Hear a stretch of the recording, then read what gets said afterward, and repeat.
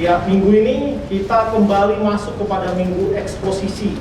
Setelah 2 bulan lamanya kita mempospon, bukan mempospon ya, memang jadwalnya demikian karena kita ada 7 seri salib, 7 minggu berturut-turut tentang salib.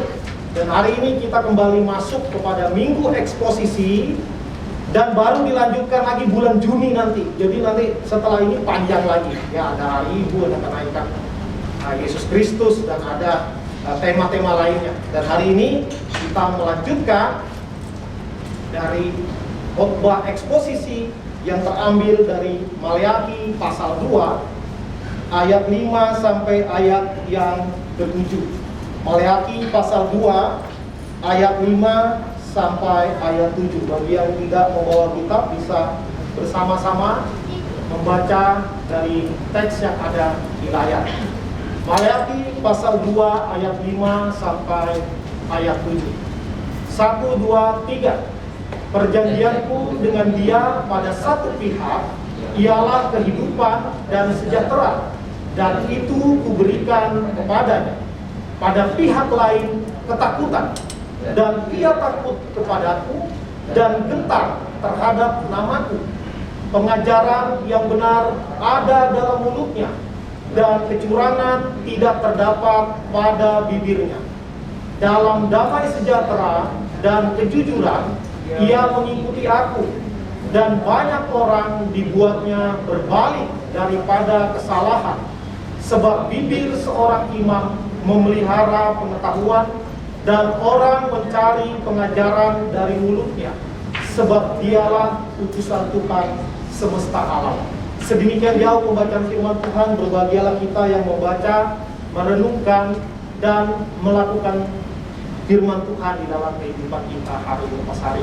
Yang menjadi tema pemikiran kita akan firman Tuhan pada hari ini adalah Tuhan mengingatkan perjanjiannya. Tuhan mengingatkan perjanjiannya. Ya, tadi pagi dibahas tentang kata ingat. Kata ingat ini sangat penting. Kalau kita nggak ingat susah. Karena ingat ada kebaktian, maka jemaat datang beribadah pada sore hari ini. Karena ingat kita ada tugas menjadi penata layan pada hari ini. Mungkin biasanya kita lebih santai pakai pakaian, hari ini lebih formal. Karena apa? Karena ingat. Nah, tetapi ketika kita menjalani kehidupan kekristenan kita, acap kali kita dipengaruhi oleh keadaan, sehingga kita lupa bagaimana seharusnya kita menjalani kehidupan kita. Ada banyak orang yang menjadi terbuai oleh karena kenikmatan, oleh karena kesuksesan. Sebaliknya, ada orang yang karena begitu menderita, begitu susahnya bertubi-tubi, sehingga dia juga lupa bahwa Tuhan itu mengendalikan, Tuhan itu memiliki kontrol atas hidupnya. Dan firman Tuhan hari ini mengingatkan bagaimana Tuhan mengingatkan akan perjanjiannya. Dalam konteks ini adalah terhadap para imam, ya, terhadap para imam. Bagaimana Tuhan mengikat perjanjian dengan para imam. Ini adalah ikatan perjanjian yang sebenarnya tidak sebanding. Karena itu di dalam teologi ada istilah khusus tentang perjanjian, yaitu covenant. Ya, jadi bukan hanya sekedar promise, tapi covenant. Kalau itu yang selevel, dua pihak yang selevel, itu disebut perjanjian. Ya, kalau di dalam teologi saudara kita dibilangnya akad. Makanya nikah itu dibilang akad nikah, karena dua orang yang sebanding mengikat perjanjian. Begitu juga di notaris ada istilah akad kredit. Ya, itu yang sebanding, manusia dengan manusia. Nah, kalau yang satu pihak ingkar, maka yang lain bisa menggugat. Nah, kalau perjanjian yang Tuhan ikat dengan manusia tidak bisa disebut akad, tidak bisa disebut sekedar perjanjian. Itu disebut dengan covenant, yaitu Tuhan yang tidak harus mengikat perjanjian dengan manusia, tetapi karena kasihnya dia mau mengikat perjanjian dengan manusia. Sebaliknya manusia yang tidak layak, tidak pantas menerima janji ikatan perjanjian dari Tuhan, manusia tidak bisa tidak pasti menerimanya. Itu anugerah yang tidak bisa ditolak, ya, irresistible grace. Nah, karena itu manusia begitu bersyukur Tuhan mau mengikat perjanjian dengan manusia. Dan kalau manusia bisa ingkar karena satu dan lain hal, ya kalau kita baca polis asuransi misalnya ya, biasanya tuh ada bintang kecil tuh. Ya nanti ada penjelasannya ya, kalau karena hal-hal bencana alam, karena peperangan, karena olahraga ekstrim, maka tidak di-cover. Ya, saya pernah baca polis asuransi. Nggak semuanya, tapi saya penasaran kok ada tanda bintang kecil ya.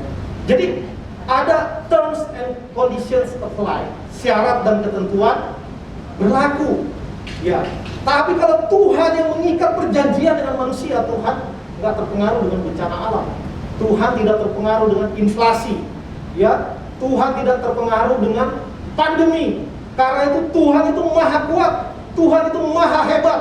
Ya, tadi pagi dibilang jangan bilang luar biasa. Ya, jangan bilang luar biasa, iya juga ya, baru kepikiran. Karena kalau kita selalu bilang luar biasa, jangan-jangan kita alumni sekolah luar biasa, ya, SLB. Padahal itu, ya memang itu sekolah yang luar biasa. Karena orang-orang yang difabel bisa dididik di situ, bisa berhasil melalui sekolah itu. Tetapi kata luar biasa bisa dua makna. Ya, maka lebih baik Tuhan dahsyat, Tuhan hebat. Ya, nah, jadi kita menerima ikatan perjanjian dari Tuhan. Dan teks yang kita baca, bagaimana Tuhan mengikat perjanjiannya dengan orang Lewi. Kita akan belajar bersama-sama bagaimana di dalam perjanjian lama Allah mengkhususkan suku Lewi untuk melayaninya. Ya, jadi bagaimana Tuhan membuat penata layanan dengan begitu detail. Di zaman itu masih tradisional ya, masih belum canggih seperti sekarang. Ya, belum ada istilah demokrasi. Belum. Jadi Tuhan langsung mengatur kehidupan bangsa Israel. Dan pada waktu itu Tuhan sendiri memilih suku Lewi untuk mengerjakan semua tugas di kemah suci atau di bait suci. Segala-galanya jadi suku Lewi yang mengurus. Jadi ada 12 suku, Tuhan pilih satu suku, dikhususkan, dipisahkan untuk melayani Tuhan, ya. Jadi di situ nggak ada proses audisi. Saya mau melayani dong, kamu nyanyi fals nggak? Ya, ngobrol aja suaramu udah fals, apalagi nyanyi, misalnya. Kalau sekarang kan gitu ya, karena kita zaman demokrasi sekarang kan, harus menurut minat dan bakat. Kalau nggak punya bakat, ya jangan di bidang yang itu, kita cari bidang yang lain. Ada banyak bagian, tetapi di zaman itu, ya belum ada seperti kita sekarang. Karena itu Tuhan pilih satu suku khusus melayani Tuhan dan melayani di bait suci. Di bait suci nggak khotbah semuanya, ya semuanya di kemah pertemuan itu dibagi, itu tugasnya orang Lewi.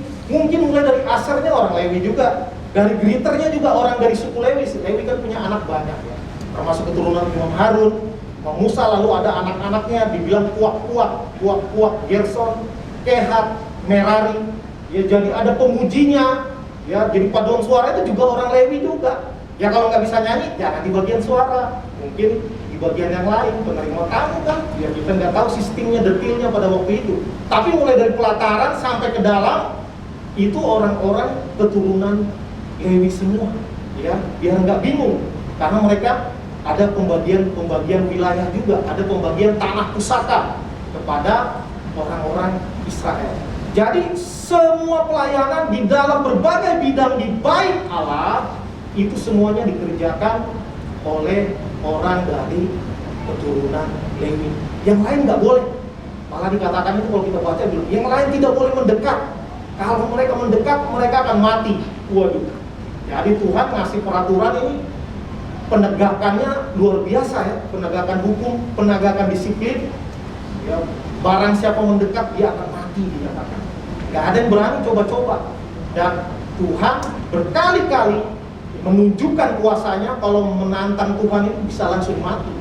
Kalau di perjanjian lama ya, kalau di perjanjian lama. Di perjanjian baru juga ada case ya, si Ananias dan Safira, bagaimana dia mati ketika dia membohongi rasul ya, ketika dia dikatakan mendustai Roh Kudus, langsung mati. Berbeda dengan zaman sekarang ya, jauh berbeda. Nah, jadi pada waktu itu memang seperti itu. Yang lain nggak protes karena Tuhan sendiri yang memilih orang-orang dari suku Lewi dan keturunannya turun-temurun dalam masa perjanjian lama. Mereka lah yang melayani Tuhan, termasuk menerima, melakukan pendamaian, melakukan korban penebusan dosa, korban bakaran, semuanya dikerjakan oleh orang-orang dari suku Lewi, termasuk mengurus perabotan dari Bait Allah.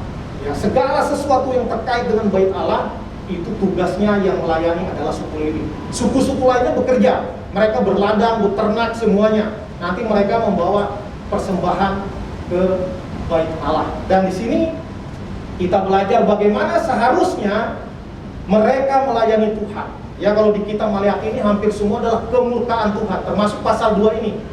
Kalau kita baca perikopnya adalah murka Tuhan. Dikatakan murka Tuhan yang menyala-nyala. Tetapi saya ingin melihat dari perspektif bagaimana idealnya seorang pelayan Tuhan. Karena itu Tuhan mengingatkan perjanjiannya. Ini Tuhan sedang marah karena imam-imam maupun bangsa Israel sedang ingkar janji. Ya, sedang ingkar janji. Tetapi di sini ayat 5 sampai ayat 7 kita melihat bagaimana seharusnya manusia melayani Tuhan. Dikatakan di ayat 5 bagian B, takut kepadaku dan gentar terhadap namaku. Itu diberikan oleh Tuhan. Bagaimana Tuhan mau agar pelayan-pelayannya, dalam konteks ini adalah imam-imam dari suku Lewi, melayani Tuhan harus dengan takut dan gentar. Takut dan gentar ini bukan sekedar perasaan. Itu termasuk di dalamnya rasa hormat, termasuk di dalamnya ada persiapan pelayanan. Jadi pelayanan itu di perjanjian lama pun sudah ditujukan tidak asal-asalan. Itu semua ada speknya. Ya, bangun Bait Allah aja ada speknya semua. Dari kayu apa, tirainya bagaimana, ukurannya seberapa, lalu ada diberikan misalnya ada permata, ada batu ini, ada batu itu, batu krisopras lah, disebutkan semua speknya. Sampai standar operasional pelayanannya juga ditentukan. Siapa yang boleh masuk ke sini, siapa yang boleh masuk ke sana, itu semua ditentukan dengan begitu detail dan teratur. Ya, kita belajar dari mereka. Ya, kebanyakan orang Kristen sekarang ingatnya, orang Israel tegar tengkuk. Ya, kita lupa banyak mereka yang melayani jauh lebih serius daripada orang-orang di zaman ini, yang sering menganggap santai pelayanan, yang sering menganggap remeh kesempatan untuk melayani Tuhan. Ada orang melayani sekadar untuk mengisi waktu kosong. Ada orang melayani sekedar untuk menyalurkan hobi. Ada orang melayani sekadar untuk menaikkan gengsi, menaikkan rating, supaya mendapat predikat, wah dia pemuda yang rajin pelayanan. Ya, padahal rajin pelayanan di luar tuh rajin pelayanan yang bukan kepada Tuhan bukan. Ya, ada orang seperti itu, tapi tidak semuanya tentu saja. Ya, saya ingin agar kita melihat dengan perspektif yang lebih objektif kepada mereka. Ya, bagaimana mereka sudah diatur sedemikian rupa dan mereka melayani dengan takut dan gentar. Ya, bukan untuk gaya-gayaan, bukan untuk aksi teatrikal, apalagi untuk mencari keuntungan pribadi. Wah, itu tidak boleh. Tapi memang faktanya terjadi, ya, terjadi mencari keuntungan dalam pelayanan itu terjadi. Anak-anak Imam Eli, ya, itu mereka korupsi daging, yang korupsi korban persembahan yang harusnya dipersembahkan kepada Tuhan dulu, mereka ambil dulu untuk bagian mereka, mencari keuntungan pribadi. Nggak langsung, dia suruh ininya, karyawannya, ya, disuruh karyawannya untuk minta, mana bagian untuk imam, sini duluan. Loh, kata mereka tanya, bukannya harusnya dibakar dulu lemaknya, baru nanti yang lainnya untuk bagian imam? Enggak, pokoknya sini sekarang, kalau nggak kasih saya paksa, ya. Itu waduh, terjadi penyimpangan yang luar biasa. Tapi tentu tidak semuanya. Ya, sebagian orang melayani Tuhan dengan takut dan gentar. Ya, itu yang perlu kita belajar dari bagaimana bahwa melayani Tuhan itu nggak main-main. Maka kita seharusnya memberikan yang terbaik termasuk dalam hal persiapan untuk pelayanan. Ya, kalau kita udah ada jadwal, kita ingat, saya pelayanan, saya tugas. Kalau perlu kita latihan di rumah, sebelum di gereja kita latihan dulu di rumah. Kita latihan, karena apa? Karena pelayan Tuhan itu tugasnya membawa umat untuk beribadah dengan tertib dan teratur, sehingga Tuhan itu disenangkan. Bukannya Tuhan melarang kita nggak boleh ada kekurangan sama sekali, tidak. Tetapi bagaimana sikap hati kita di dalam melayani Tuhan itu harus sungguh-sungguh. Maka Tuhan berkenan. Ya, manusia ada kekurangan, tentu saja. Tetapi bagaimana kita mempersiapkan diri sebaik mungkin, itu penting. Ya, termasuk ketepatan waktu. Ada orang pengennya jadi teladan, tapi faktanya jadi telatan. Ya, ditungguin melulu. Waduh, itu maka kita semakin hari harus semakin meningkatkan kualitas pelayanan kita kepada Tuhan.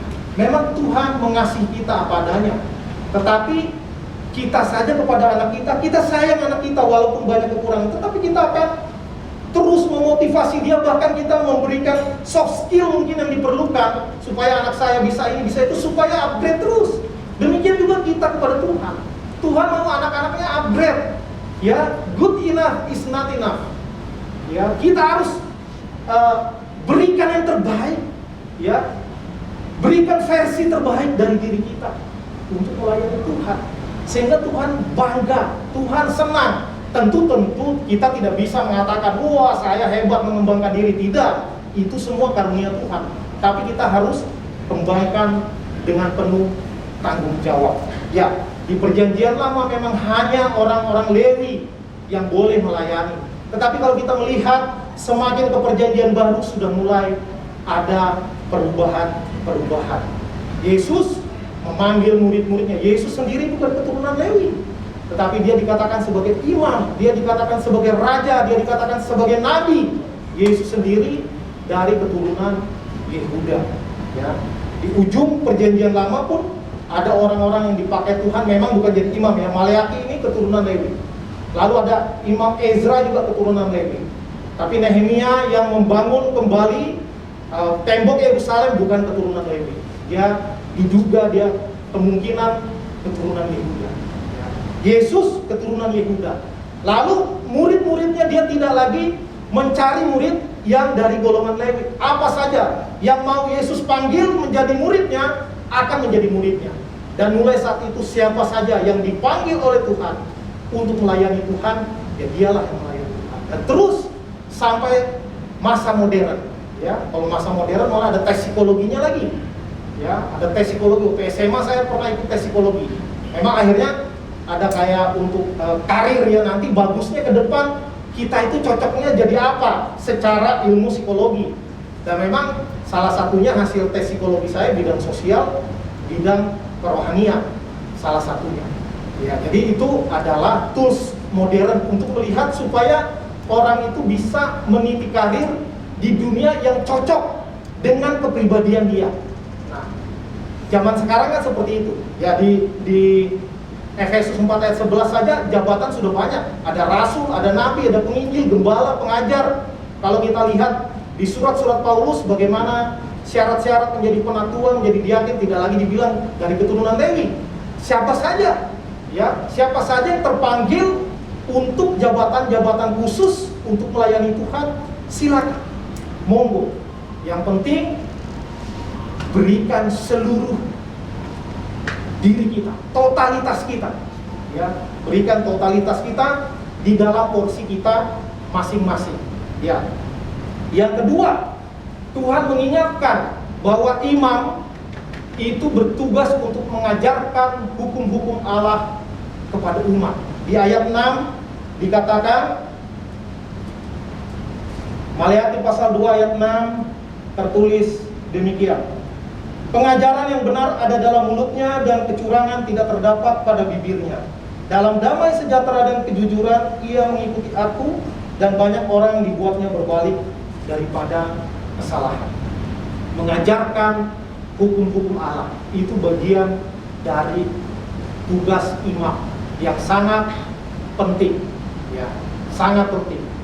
pengajaran yang benar. Nah, ini penting sekali. Berpegang pada ajaran yang benar.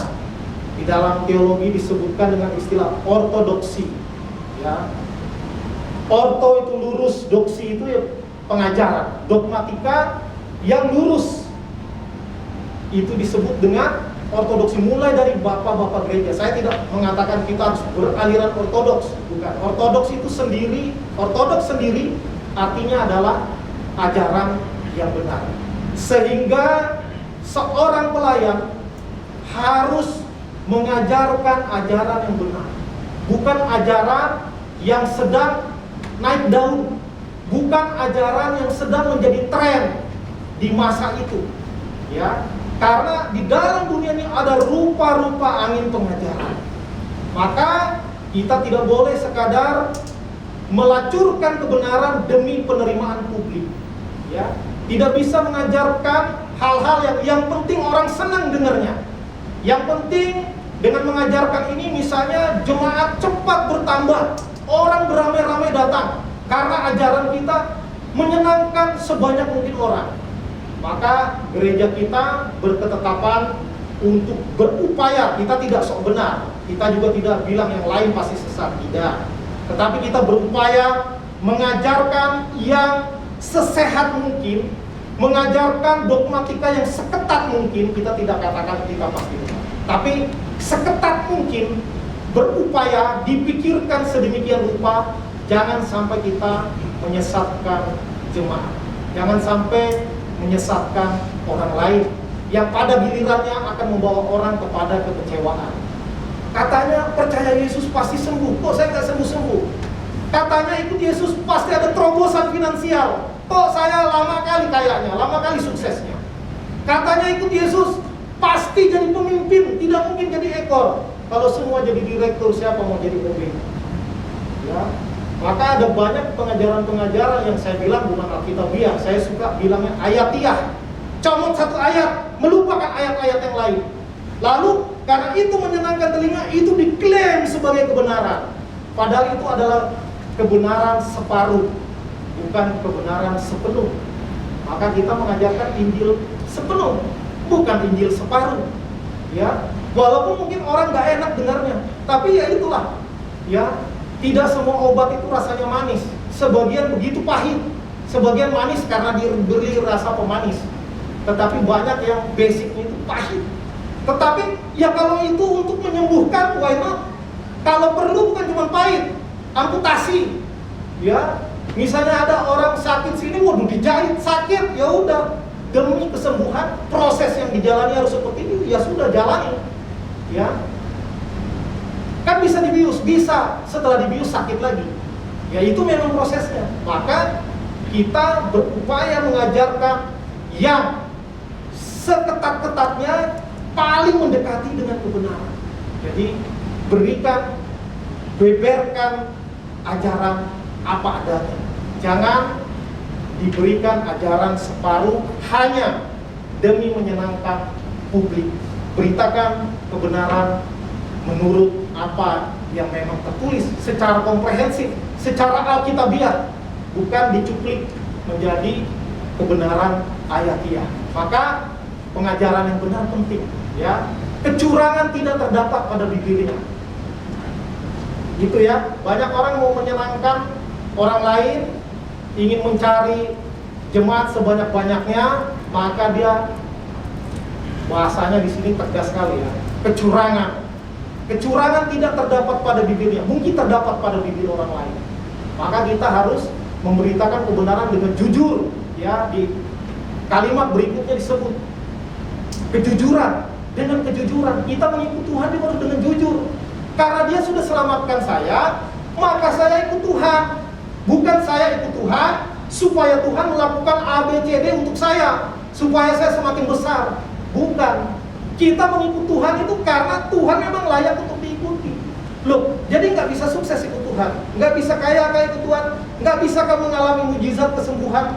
Bisa, kenapa nggak bisa? Tapi bukan itu yang dicari ketika kita mengikut Tuhan.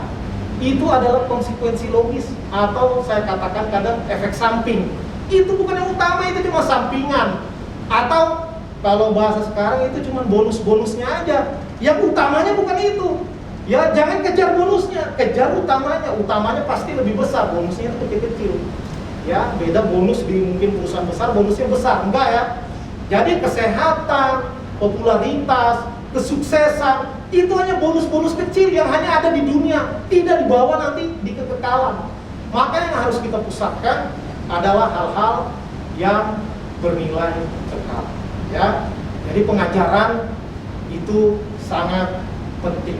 Nah, di dalam kehidupan di Perjanjian Baru, Yesus juga mengajar murid-muridnya. Di PL juga sebenarnya untuk kepada keluarga bukan hanya imam, tapi kepala keluarga itu disebut sebagai imam dalam keluarga, bukan jabatan imam di Bait Allah ya. Setiap laki-laki, setiap kepala keluarga adalah imam yang bertugas mengajarkan kebenaran firman Tuhan secara berulang-ulang kepada anaknya. Anak kecil gampang lupa ya. Anak kecil gampang lupa, karena itu harus diajar berulang-ulang. Kita yang bertugas juga sering lupa kan? Sering lupa naruh kunci lah, lupa naruh Alkitab, ya kan? Saking jarang dibacanya mungkin ya. Lupa naruh, kalau HP biasa jarang lupa, karena dipegang terus kemana-mana kan? Nah, di Ulangan juga dikatakan, dengarlah hai Israel, Shema Israel, Adonai Elohenu, Adonai Ehad. Dengarlah hai Israel, Tuhan Allahmu itu Esa. Dan itu disuruh ajarkan berulang-ulang. Pada waktu kamu berjalan, pada waktu kamu bepergian, pada waktu kamu di rumah, pada waktu kamu di tempat pembaringan, ajarkan terus.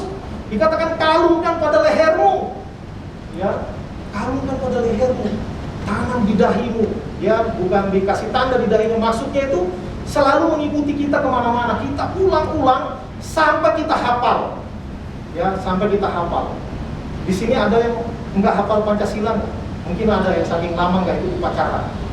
Saya dari SD upacara tiap Senin kan, hafal Pancasila tanpa perlu mati-matian menghafalkan. Karena apa? Udah ratusan kali menghafalkan itu. Sampai pembukaan Undang-Undang Dasar pun saya hafal. Karena sering tugas dulu waktu upacara. Karena diulang-ulang, jadi ingat. Demikian juga setiap kepala keluarga itu seharusnya mengajarkan kebenaran kepada anak-anaknya. Ya, kalau suami udah nggak ada, ya istri yang melanjutkan. Atau suami istri sama-sama mengajar anaknya. Yesus juga mengajar rasul-rasulnya, dan rasul-rasul juga mengajar para bapak gereja. Yohanes punya murid, namanya Polikarpus. Polikarpus punya murid, lupa saya namanya, entah Tertullianus, entah Irenaeus. Ya, harus buka lagi buku sejarah itu. Jadi terus menerus sampai sekarang. Kalau tidak ada para misionaris yang dulu memberitakan firman Tuhan ke Indonesia, maka mungkin kita nggak kenal Tuhan Yesus. Ya, tadi pagi saya ngobrol dengan pengkhotbah pendeta Bang Mati Posiomi. Dia katakan kalau dia ketemu dengan orang-orang Batak, dia bilang, kita jangan bangga orang Batak itu Kristen.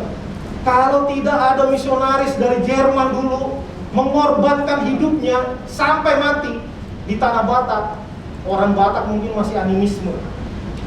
Ya, jadi kita ada juga karena orang lain yang mencintai Tuhan, yang mendedikasikan hidupnya bagi pelayanan, sehingga kita mengenal Tuhan. Dan jangan stop. Udah puas, kami udah Kristen, udah kami melayani di dalam gereja aja. Kami gak mau lagi memberitakan Injil. Kami tidak mau lagi menyaksikan kasih Tuhan. Cukup kasih karuniaku. Ya, yang penting aku sudah selamat. Cukup, sekarang kita melayaninya internal saja. Tidak demikian.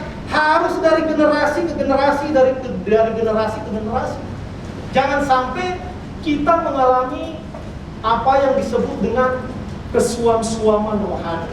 Kalau sudah suam-suam, pasti akan menjadi dingin dan akan hancur dengan sendirinya.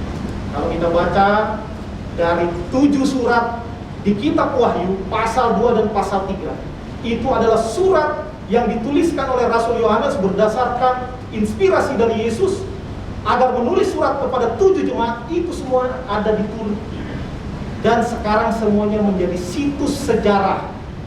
Jemaatnya entek habis, ya. Menurut kisah katanya hanya ada beberapa gelintir orang percaya di kota Smyrna. Smyrna ini satu-satunya, kalau kita baca Wahyu pasal 2 dan 3, satu-satunya jemaat yang dipuji oleh Yesus dan tidak ada kritikannya. Dan hanya kota itu yang masih ada sisa sedikit orang percaya saat ini, yang disebut dengan kota Izmir. Ya. Siapa yang pernah ke kota Izmir? Yang belum pernah boleh nanti kunjungi. Ajak-ajak saya ya. Demikian seterusnya. Dari generasi ke generasi, terus ajar anak kita. Nanti kita punya cucu, ajar cucu kita. Bawa mereka mengenal Tuhan. Ya.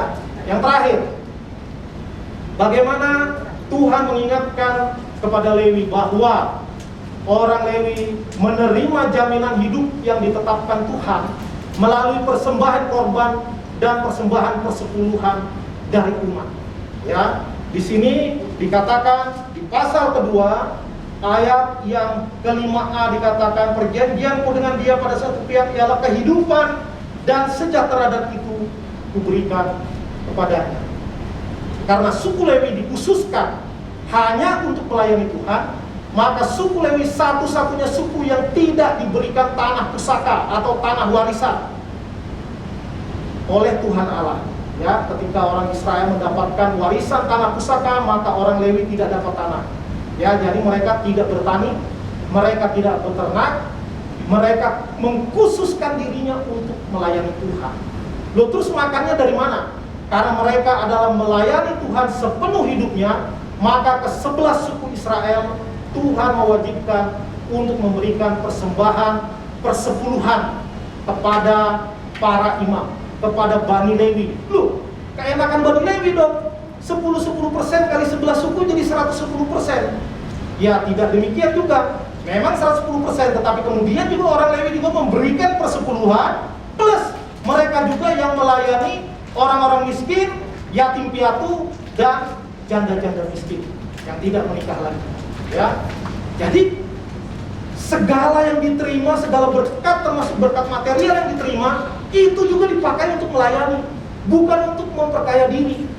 Ya, nah itu zaman di perjanjian lama. Lalu di zaman perjanjian baru pun Tuhan Yesus mengajarkan di beberapa ayat, di Matius 10:10, Lukas 10 ayat 7, 1 Timotius 5 ayat 18, dikatakan bahwa seorang pekerja patut mendapat upahnya.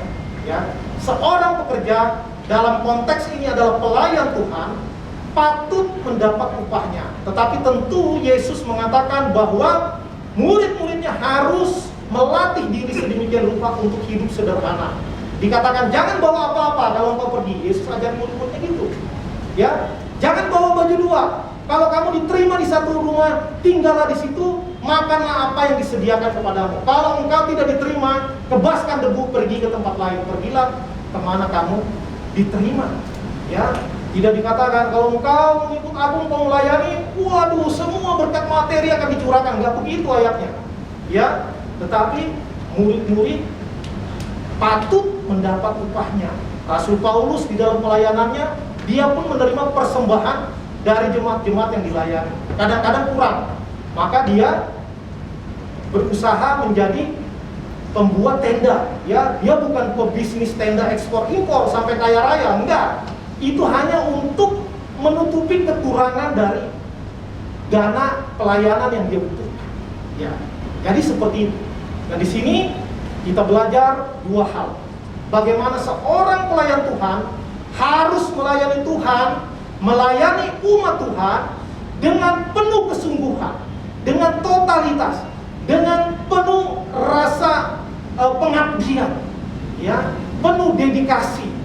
Sebaliknya, Tuhan melalui umat Tuhan memberi perhatian dan menghidupi pelayan Tuhan agar hidupnya tidak berkekurangan.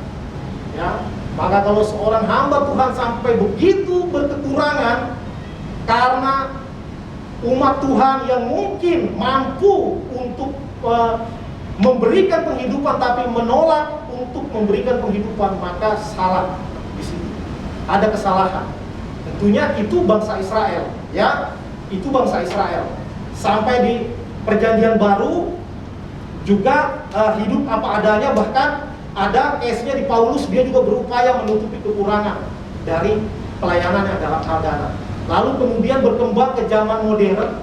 Ke zaman modern juga gereja-gereja, tentu tadi kalau dari konteks pelayanan tidak lagi harus dari keturunan siapa, tetapi siapa yang terpanggil di bidang apa dan dia punya kemampuan, punya skill di bidang itu, silakan melayani. Silakan melayani. Tapi jangan punya kemampuan tapi enggak, karena enggan berbagi. Ya jangan. Apa yang kita punya kita berikan kepada Tuhan. Kita punya keramah tamahan jadi asyar berita. Ya, kita punya suara indah jadi singer, jadi WL. Tapi kalau Tuhan panggil kita menjadi hamba Tuhan sepenuh waktu, juga jangan keraskan hati. Ya, jangan keraskan hati. Memang di zaman modern ini, waduh, makin jelimet. Ya, kalau zaman dulu ada yang fokus untuk melayani, lalu ada yang fokus untuk mendukung pelayanan. Kalau sekarang dunia sudah begitu complicated. Ya, ada pengusaha yang akhirnya meninggalkan usahanya jadi pendeta, bagus. Tapi lalu ada pengusaha yang akhirnya jadi usaha gereja. Ya, saya pernah lihat, bukan di Jakarta, di daerah lain, orang ini orang profesional, ya dia orang marketplace, lalu dia buka gereja, dia hire hamba Tuhan. Setelah dapat izin hamba Tuhannya diusir, dia yang jadi pendeta. Ya, wah itu menarik itu. Tapi zaman sekarang, siapa yang punya modal dia yang berkuasa. Ya, maka bagi saya yang idealnya adalah kalau jadi pengusaha sungguh-sungguh takut akan Tuhan. Kalau jadi hamba Tuhan, jadi hamba Tuhan yang sungguh-sungguh takut akan Tuhan. Bisa berkolaborasi untuk melayani Tuhan. Apalagi yang paling kacau adalah, ini bagi saya pribadi, mungkin Bapak Ibu bisa nggak setuju. Ya, apalagi kalau pendeta mungkin karena dia punya pengaruh, akhirnya dia mulai genit dengan kekuasaan, main mata dengan politisi. Akhirnya banyak pendeta karena punya massa, karena punya popularitas, dia menjadi politisi. Ada yang berhasil, banyak yang gagal. Ya, sebaliknya juga ada yang politisi, akhirnya dia buka gereja juga. Nah, ini tentu kita tidak mau bilang itu sesat atau bagaimana, tetapi yang paling maksimal adalah tahu di mana Tuhan menempatkan kita dan kita pakai dengan maksimal. Jadi pengusaha bisa mendukung pelayanan, jadi politisi bisa mendukung pelayanan, jadi hamba Tuhan apalagi harus melayani dengan sungguh-sungguh. Ya, jangan akhirnya jadi hamba Tuhan kerjanya sibuk-sibuk cari mau investasi ini, mau investasi itu, lupa belajar. Ya, tadi ingat tugas utama adalah mengajar juga. Maka hamba Tuhan jangan pernah berhenti juga untuk belajar. Nah, ini saya mengkhotbahkan diri sendiri. Ya, jangan berhenti untuk belajar, terus belajar. Karena harus mengajar, maka dia harus belajar. Ya, jadi demikian firman Tuhan hari ini. Tuhan mengingatkan perjanjiannya. Kalau Tuhan sudah mengikat perjanjian dengan suku Lewi, maka Tuhan yang sama juga menghendaki perjanjian dengan umatnya. Ingat Tuhan Yesus mengatakan, pergilah jadikanlah semua bangsa muridku dan baptislah mereka dalam nama Bapa dan Anak dan Roh Kudus. Ajarlah mereka melakukan segala sesuatu yang telah kuperintahkan kepadamu. Dan ketahuilah, ingatlah, aku menyertai kamu senantiasa sampai kepada akhir zaman. Bagaimana Tuhan mengikat perjanjian dengan orang Lewi, Tuhan juga mengikat perjanjian dengan seluruh orang percaya. Maka kita semua terhisap ke dalam perjanjian ketika Tuhan mengatakan, aku menyertai kamu senantiasa sampai kepada akhir zaman. Tuhan menyertai kita, kita lakukan tugas kita untuk memuridkan orang lain, membawa orang lain kepada Tuhan. Kiranya Tuhan yang menolong dan memampukan kita. Amin. Kita berdoa.